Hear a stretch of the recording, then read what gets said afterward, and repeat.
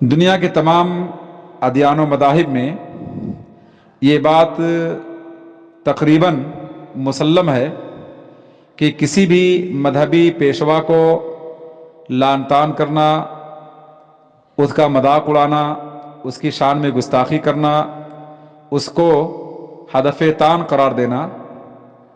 उसे गालम गलूज करना, ये तमाम की तमाम बातें गलत हैं।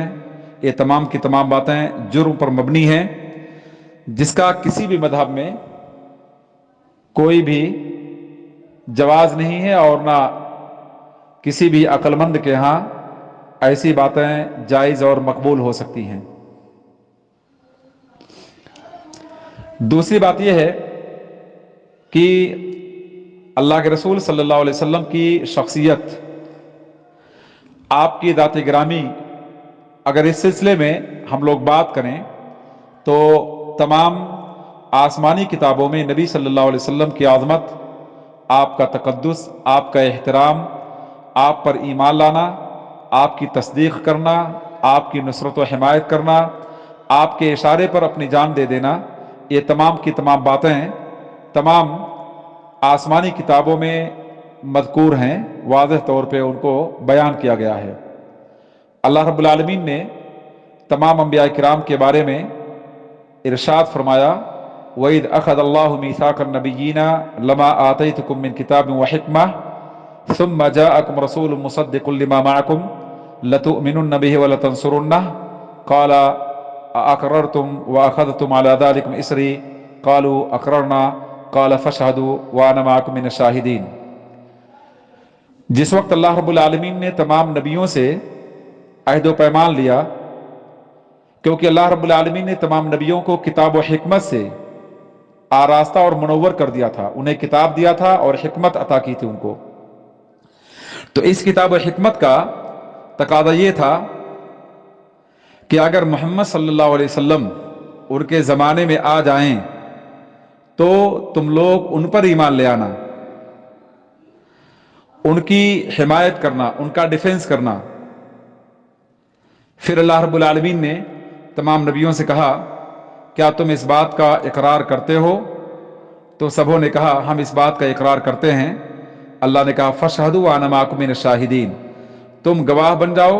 और मैं भी इस पर गवाह हूं। उसके बाद अल्लाह रब्बुल आलमीन ने कहा, फ़मन तवल्ला बअद ज़ालिका फ़उलाइका हुमुल फ़ासिक़ून, इसके बाद जो इंसान, जो नबी मुंह मोड़ेगा, गोया उसका शुमार फासिकों में हो जाएगा। कदीम ज़माने से लेकर अब तक दुनिया में जो आलमी अदियान हैं, उनमें यहूदियत है, ईसाइयत है, हिंदू मत है, बुद्धिज़्म है, ये तमाम के तमाम कदीम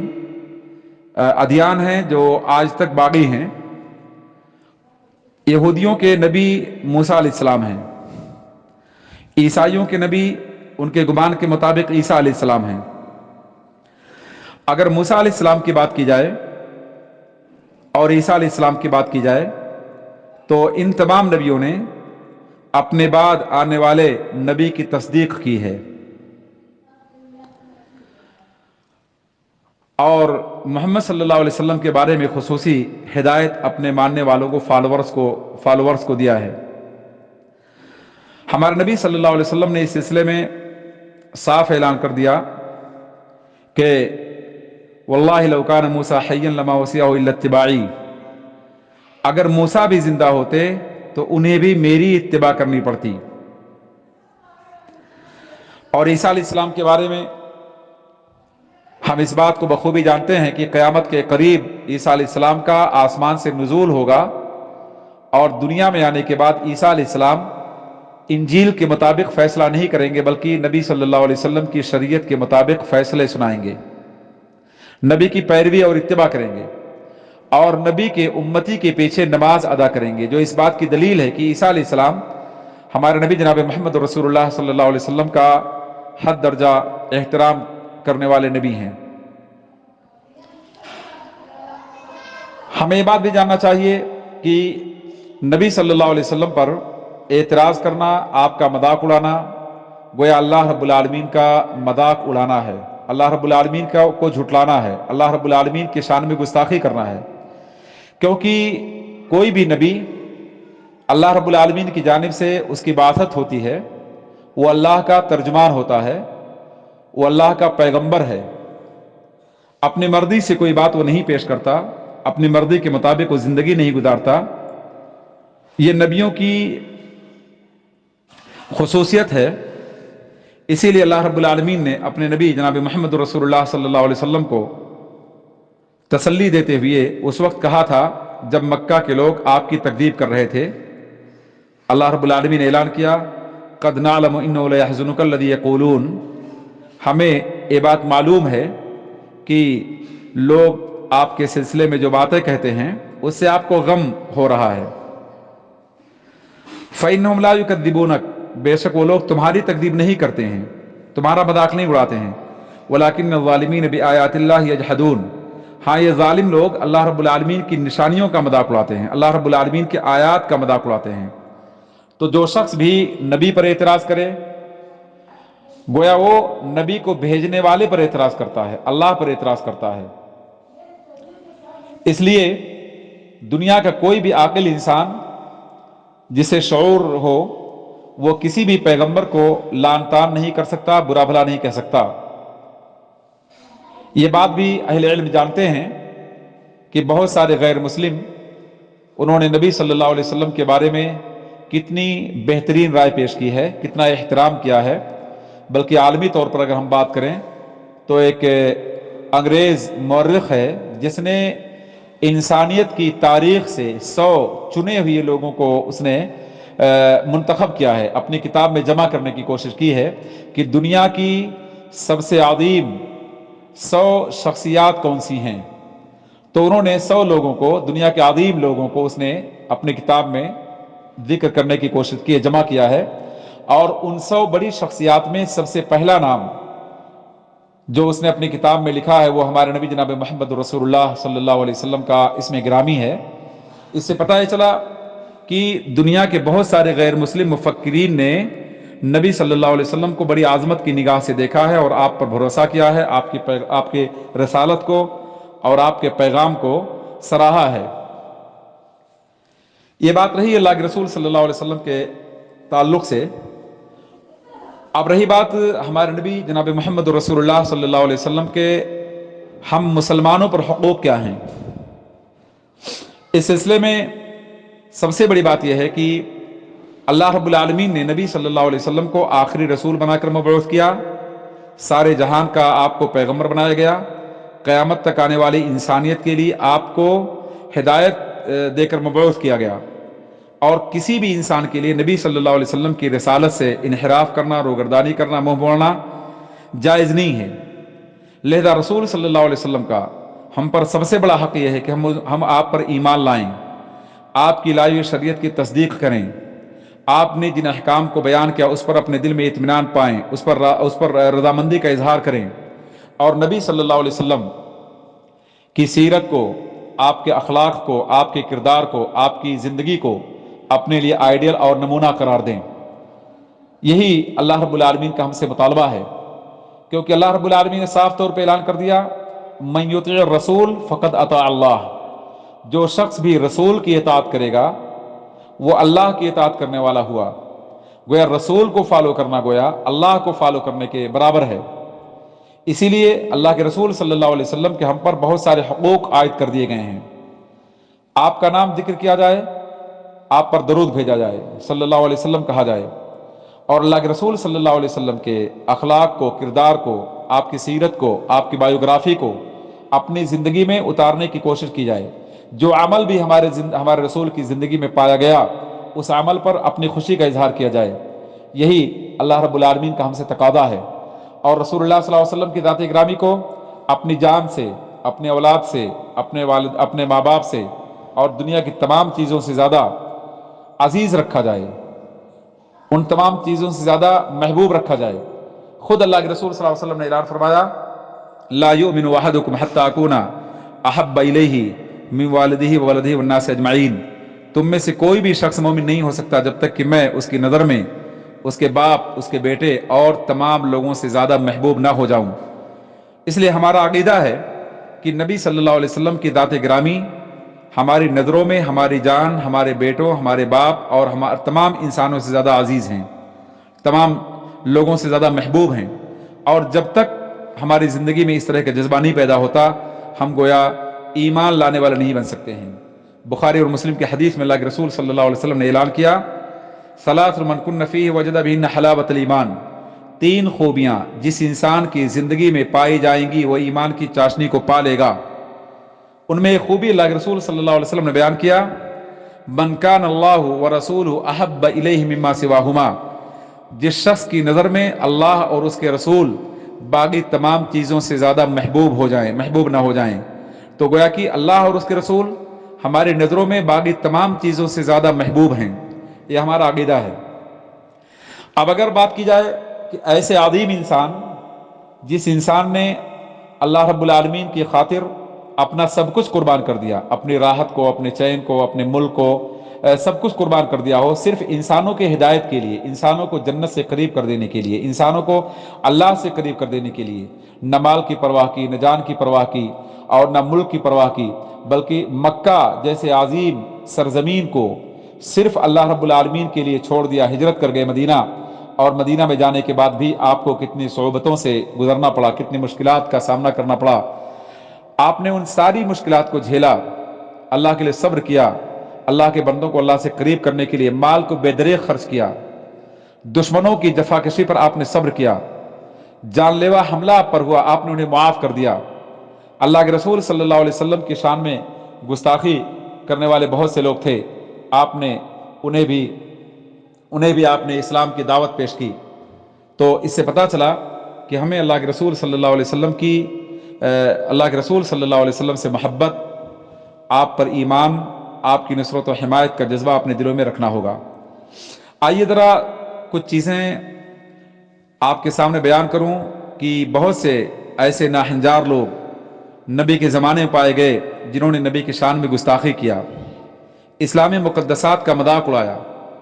مسلم عورتوں کے سلسلے میں حج پر بے حیائی پر مبنی باتیں کی۔ ان میں ایک یہودی جو مدینے کا سردار تھا، جسے کعب بن اشرف کے نام سے دنیا جانتی تھی، اس نے اللہ کے رسول صلی اللہ علیہ وسلم کی شان میں گستاخی کی، مسلم خواتین کے سلسلے میں بیہودہ کلمات کہا، قرآن کی آیات کا مذاق اڑانے کی کوشش کی۔ ایسے سرکش اور ظالم انسان کو اللہ رب العالمین نے کیفر کردار تک پہنچایا محمد بن مسلمہ نامی صحابی کے ذریعے۔ سلام بن ابی الحقیق کو ہم جانتے ہیں، اس نے بھی اللہ کے رسول صلی اللہ علیہ وسلم کی شان میں گستاخی کی تھی، اس کا بھی انجام دنیا نے دیکھا، آسمان نے دیکھا کہ اسے اللہ رب العالمین نے بہت جلد ہی کیفر کردار تک پہنچایا اور وہ جہنم رسید ہوا۔ اللہ کے رسول صلی اللہ علیہ وسلم کی شان میں گستاخی کا ایک پہلو یہ ہے کہ کوئی انسان نبی صلی اللہ علیہ وسلم کی نبوت اور رسالت کو جان لینے کے بعد نبوت کا دعویٰ کر بیٹھے۔ آپ جانتے ہیں کہ مدعیان نبوت کا ایک سلسلہ ہے، جن لوگوں نے نبوت کا دعویٰ کیا ان میں ہم جانتے ہیں کہ اس سلسلے میں جن لوگوں نے نبوت کا دعویٰ پیش کیا ہے ان میں بڑا مشہور نام مسیلمہ کذاب کا ہے، اسود عنسی کا ہے، جن کا دعویٰ یہ تھا کہ جس طرح محمد پر اللہ رب العالمین وحی نازل کرتا ہے، مجھ پر بھی وحی کا نزول ہوا ہے، میں بھی اللہ کا نبی ہوں۔ تو آپ جانتے ہیں کہ ایسے جھوٹے انسانوں کی جھوٹ کا پردہ بہت جلد فاش ہو گیا، کیونکہ اللہ رب العالمین اپنے برگزیدہ نبیوں کی تائید کرتا ہے، ان کی حمایت کرتا ہے، ان پر معجزات کو ظاہر کرتا ہے اور ان کی اللہ رب العالمین دشمنوں سے حفاظت کرتا ہے۔ لیکن جو لوگ نبوت کے دعوے میں جھوٹے ہوں، ایسے انسانوں کی قلعی کھل جاتی ہے اور ان کا راز فاش ہو جاتا ہے اور ایسے لوگ جلدی ہلاک ہو جاتے ہیں۔ چنانچہ مسیلمہ کذاب، اسود عنسی اور اس قبیل کے جتنے بھی لوگ تھے، بہت جلد اللہ رب العالمین انہیں ہلاکت سے دوچار کیا اور وہ لوگوں کے لیے عبرت کا نشان بن گئے۔ اگر اسلامی تاریخ پر ہم نظر ڈالیں تو ہمیں بہت سی باتیں ایسی ملیں گی کہ بہت سے لوگوں نے نبی صلی اللہ علیہ وسلم کی شان میں گستاخی کیا، لیکن اللہ رب العالمین نے انہیں کیفر کردار تک پہنچایا۔ اس سلسلے میں اسلامی تاریخ نے الدرر الکامنہ کے حوالے سے میں آپ کے سامنے بات پیش کرتا ہوں، جسے ابو اسعد حفظہ اللہ نے یہ معلومات مجھے فراہم کی ہے کہ سن 662 کا واقعہ ہے کہ بلکہ 722 کا واقعہ ہے، 722 کا واقعہ، اور 662 میں اس شخص کی پیدائش ہوئی جس نے نبی صلی اللہ علیہ وسلم کی شان میں گستاخی کی تھی۔ معاملہ یہ ہے کہ ایک شخص ہے، عیسائی شخص، جس کا شمار منگولیا یا مغل قوم سے تھا، وہ عیسائیوں کا حکمراں تھا اور اس کے ارد گرد بہت سارے بڑے لوگ بیٹھے تھے۔ گفتگو چلی، اس نے نبی صلی اللہ علیہ وسلم کی شان میں گستاخی پر مبنی جملے کہا۔ اسی حالت میں اس کا اپنا کتا تھا جسے اس نے شکار کے لیے پال رکھا تھا، وہ کتا اس پر چڑھ دوڑا اور قریب تھا اسے پھاڑ دیتا، لیکن لوگوں نے بمشکل اسے بچایا، محفوظ رکھا، اور لوگوں نے کہا تم نے جو محمد کی شان میں گستاخی کی ہے شاید اسی کا اثر ہو کہ کتا تم پر حملہ آور ہوا، حالانکہ تمہارا ہی کتا ہے، اس کو تم پر حملہ نہیں کرنا چاہیے تھا۔ اس نے کہا بات ایسی نہیں ہے۔ پھر اس کے بعد اس نے دوبارہ جب یہ جرات کی تو کتا بڑی تیزی کے ساتھ اس پر چڑھ دوڑا اور اس کے گلے کو کاٹ دیا، جس سے فوراً اس کی موت ہو گئی۔ اور الدرر الکامنہ میں جو تحریر ہے کہ یہ منظر دیکھنے کے بعد ہزاروں عیسائی اسلام کے آغوش میں داخل ہو گئے، مسلمان ہو گئے۔ اس واقعے سے ہمیں یہ درس ملتا ہے کہ کسی بھی زمانے میں، کسی بھی صدی میں نبی صلی اللہ علیہ وسلم کی مخالفت کرنے والے اور آپ کی شان میں گستاخی کرنے والے، اسلام کی دشمنی پر اپنے آپ کو آمادہ کرنے والے لوگ اپنی کوششوں میں، اپنی سازشوں میں جتنے بھی شاطر ہو جائیں، لیکن بہر صورت اللہ رب العالمین ایسے ماحول میں اسلام کے غلبے کا سامان پیدا کرتا ہے۔ آپ جانتے ہیں کہ 9/11 کے بعد پوری دنیا میں اسلام کے خلاف، قرآن کے خلاف، نماز کے خلاف بڑا پروپیگنڈا تھا اور بہت بدنام کرنے کی کوشش کی گئی۔ اسلام کو، قرآن کو دہشت گردی سے جوڑنے کا ایک عالمی منصوبہ تھا۔ ایسے میں برطانیہ جیسے ملک میں قرآن کی تلاوت یا قرآن کو کسی کو پیش کرنا بڑا مشکل کام تھا، لیکن اس واقعے کے بعد مغربی دنیا اور یورپی دنیا بڑی تیزی کے ساتھ اسلام کی جانب مائل ہوئی۔ قرآن کو پڑھنا انہوں نے اپنے لیے باعث سعادت سمجھا، کیونکہ ان کے ذہن و دماغ میں سوال پیدا ہوا کہ آخر وہ کتاب کیا ہے، اس کی تعلیمات کتنی عظیم ہیں کہ ان کو پڑھنے کے بعد انسان اپنے جان کی پرواہ نہیں کرتا۔ تو ہم لوگ جس وقت مدینے پڑھتے تھے، مولانا صہیب مدنی حفظہ اللہ نے بتایا کہ برطانیہ برمنگم میں ہم لوگ قرآن کے 10,000 نسخے تقسیم کرنے کے لیے بہت پریشان ہوتے تھے، لیکن 9/11 کے حملے کے بعد 50,000 نسخے صرف 2 مہینے کی مدت میں تقسیم ہو گئے، اور ہماری آفس میں بہت سارے عیسائی اور غیر مسلم آتے ہیں اور قرآن وہاں سے لے جا کر پڑھنے کی کوشش کرتے ہیں۔ تو اللہ رب العالمین نے قرآن میں کہا ان الذین جاؤوا بالافک عصبۃ منکم لا تحسبوه شرا لکم بل هو خیر لکم۔ جو لوگ واقع افک میں شامل ملوث ہیں تم انہیں برا مت گمان کرو، بلکہ اس میں تمہارے لیے خیر کا پہلو ہے۔ تو اگر ہمارے دور میں کچھ لوگ نبی کی شان میں گستاخی کرتے ہیں تو ہمیں اسے صرف شر پر محمول نہیں کرنا چاہیے، بلکہ اللہ رب العالمین سے دعا کرنی چاہیے کہ اللہ رب العالمین اس میں خیر کا پہلو نکالے۔ کیا یہ بات ہم محسوس نہیں کرتے ہیں کہ اس واقعے کے بعد مسلمانوں کے اندر احساس بیدار ہوا کہ ہمیں نبی کی سیرت کو پڑھنا چاہیے؟ غیر مسلموں میں احساس پیدا ہو رہا ہے، شعور بیدار ہو رہا ہے کہ ہمیں نبی کی، محمد صلی اللہ علیہ وسلم کی سیرت پڑھنا چاہیے۔ خود میں یہ بات کہہ سکتا ہوں کہ مجھ سے کئی لوگوں نے، جن میں مسلمان غیر مسلم سبھی ہیں، انہوں نے نبی صلی اللہ علیہ وسلم کے بارے میں مختلف سوالات کیے اور جواب پا کر وہ مطمئن ہوئے۔ تو ایسے میں مسلمانوں کی ذمہ داری یہ بنتی ہے کہ نبی صلی اللہ علیہ وسلم کی سیرت کو عام کیا جائے، آپ کے اخلاق کو عام کیا جائے، کیونکہ نبی صلی اللہ علیہ وسلم کے اخلاق کو عام کرنے کے نتیجے ہی میں اس طرح کے لوگوں کا دندان شکن جواب ہوگا، ان کے حوصلے پست ہوں گے، اور نبی کے اخلاق کو جان کر، نبی کی عظمت کو جان کر انشاءاللہ امید اللہ کی ذات سے کہ بہت سے لوگ اسلام سے قریب آئیں گے۔ تو میرے بھائیوں، میرے عرض کرنے کا مطلب صرف یہ ہے کہ ہمیں ہر صورت میں نبی صلی اللہ علیہ وسلم کی عظمت کو، آپ کے مقام مرتبہ کو سمجھنا ہوگا، اور خود ہمیں غور کرنا ہوگا کہ مسلمان کی حیثیت سے نبی کے حقوق کو ادا کرنے میں ہم کتنے صادق اور سچے ہیں۔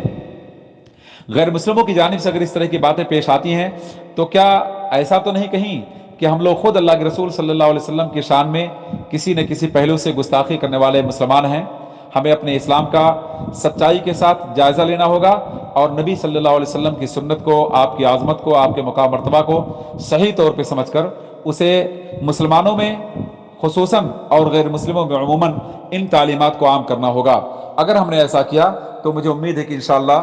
نبی صلی اللہ علیہ وسلم کی عظمت سے لوگ واقف ہوں گے، آپ کا احترام ان کے دلوں میں بیٹھے گا، اور خود مسلمان ہونے کی حیثیت سے ہمیں نبی صلی اللہ علیہ وسلم کی سیرت کو تمام لوگوں کی سیرت پر مقدم رکھتے ہوئے آپ کی زندگی کو ہمیں سمجھنا ہوگا، آپ کی زندگی کا ہمیں مطالعہ کرنا ہوگا۔ اس سلسلے میں آپ کو بتانا چاہتا ہوں کہ نبی صلی اللہ علیہ وسلم کی سیرت پر جو کتابیں لکھی گئی ہیں، ہم ان کتابوں کو بڑے غور کے ساتھ، بڑے فکر کے ساتھ پڑھیں۔ مثلا الرحیق المختوم، رحمت للعالمین، نبی رحمت، رسول رحمت، اور بھی بہت ساری کتابیں ہیں۔ ان کتابوں کا اگر ہم مطالعہ کریں تو ہم نبی صلی اللہ علیہ وسلم کے اخلاق کو سمجھیں گے، اور نبی صلی اللہ علیہ وسلم کے اخلاق کو سمجھتے ہوئے ہم آپ سے قریب ہوں گے، آپ کی محبت ہمارے دلوں میں بیدار ہوگی، اور نبی کے حقوق کی معرفت کے ذریعے ہم نبی کے سچے اور وفادار امتی بنیں گے۔ بہر صورت میں نے شروع میں کہا تھا کہ کسی بھی مذہب کے پیشوا کو لعن طعن کرنا یہ مجرمانہ عمل ہے، اور ایسا مذہب جو عالمی مذہب ہو، جس مذہب کی کتاب عالمی ہو، اور جس مذہب کے بارے میں دنیا کے تمام اہل علم اس بات پر متفق ہوں کہ اس جیسا کوئی انسان نہیں، ایسی نبی کی شان میں گستاخی کرنے والوں کو اپنے بارے میں سوچنا ہوگا کہ ہم کس شخصیت کے بارے میں، کس عظیم انسان کے بارے میں اپنی زبان دراز کر رہے ہیں۔ کہیں ایسا نہ ہو کہ اللہ رب العالمین کی جانب سے ہم غضب کا شکار ہو جائیں، اللہ کی لعنت ہم پر آ جائے، اللہ کے عذاب ہم پر آ جائے۔ اور اللہ رب العالمین اگر نبی صلی اللہ علیہ وسلم کی زندگی میں نبی کو دشمنوں سے اللہ نے محفوظ کیا، اور اللہ رب العالمین نے نبی کے بارے میں قرآن میں آیت نازل کر دی، یا ایھا الرسول بلغ ما انزل الیک من ربک وان لم تفعل فما بلغت رسالتہ واللہ یعصمک من الناس، اے نبی تمہارے رب کی جانب سے تم پر جو حکم نازل ہوتا ہے اس کی تبلیغ کرو، اور اگر تم نے ایسا نہیں کیا تو تم نے گویا ذمہ داری کو نہیں ادا کیا، اللہ رب العالمین تمہاری حفاظت کرے گا۔ تو اللہ رب العالمین اگر نبی کے زمانے میں نبی کی حفاظت کا ذمہ لے رکھا تھا تو ظاہر ہے جب تک نبی کی رسالت باقی رہے گی اس وقت تک نبی کی ناموس کو بھی اللہ رب العالمین محفوظ رکھے گا، مسلمانوں کے ذریعے، عام انسانوں کے ذریعے، غیر مسلموں میں جو انصاف پسند لوگ ہیں ان کے ذریعے۔ تو اللہ رب العالمین بہر صورت اپنے نبی کے ناموس کو محفوظ کرنے کا ذمہ لیا ہے۔ اللہ رب العالمین نبی کی عظمت کو دوبالا کرے گا، اور کچھ اگر ناعاقبت اندیش لوگ نبی کے شان میں گستاخی کرتے ہیں تو اس سے نبی کی عظمت میں، نبی کی نبوت میں، نبی صلی اللہ علیہ وسلم کی رسالت میں کچھ فرق آنے والا نہیں ہے۔ ہاں ایسے لوگ نشان عبرت بن جائیں گے، اللہ رب العالمین ان پر ایسے امور ظاہر کرے گا جو خود ان کے لیے اور ان کے قریب انسانوں کے لیے اور پوری انسانیت کے لیے انشاءاللہ نشان راہ بنیں گے۔ جیسا کہ میں نے بتایا آپ کو کہ 722 ہجری میں جو واقعہ پیش آیا کہ خود عیسائی حکمراں کا کتا اس کے لیے نصیحت کا سامان بنا، تو اللہ رب العالمین غیب سے اپنے بندوں کی مدد کرتا ہے، اور ظالموں کو اللہ رب العالمین اپنی گرفت میں لیتا ہے۔ ہاں ایک وقت تک مہلت انہیں ضرور دیتا ہے، تو اس مہلت کو غنیمت سمجھ کر اللہ کی جانب ہمیں رجوع کرنا چاہیے، اور اللہ رب العالمین کی عظمت پر، اس کی قوت پر، اس کی پکڑ پر ہمارا ایمان ہونا چاہیے۔ لہذا ہمیں چاہیے کہ ہم اللہ کے رسول صلی اللہ علیہ وسلم کے مقام و مرتبہ کو سمجھیں، آپ کی عظمت کو پہچانیں، آپ پر ایمان کے حقائق کو مد نظر رکھیں، اور نبی صلی اللہ علیہ وسلم کے جو حقوق ہم پر عائد ہوتے ہیں کتاب و سنت کی روشنی میں، ان حقوق کو اپنی عملی زندگی میں برتیں۔ یہی ہمارے لیے راہ نجات ہے، اور اسی کے ذریعے ہم دوسری قوموں پر ممتاز ہوں گے۔ اللہ ہمارے اندر یہ جذبہ صادق بیدار کرے۔ وآخر دعوانا الحمدللہ رب العالمین، والسلام علیکم ورحمۃ اللہ وبرکاتہ۔